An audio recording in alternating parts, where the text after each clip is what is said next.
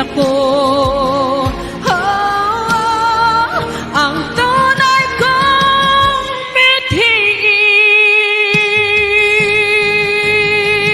Nanalig ako sa Diyos na kaya kang abutin ang pinakamatayog na bituin.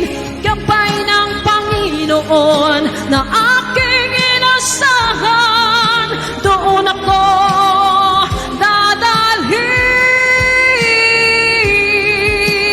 dahil pinakikita ko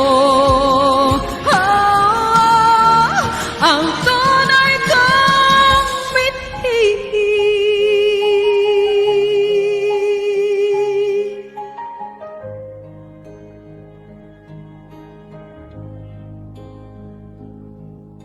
Wala nang hihilingin sa ating may kapal.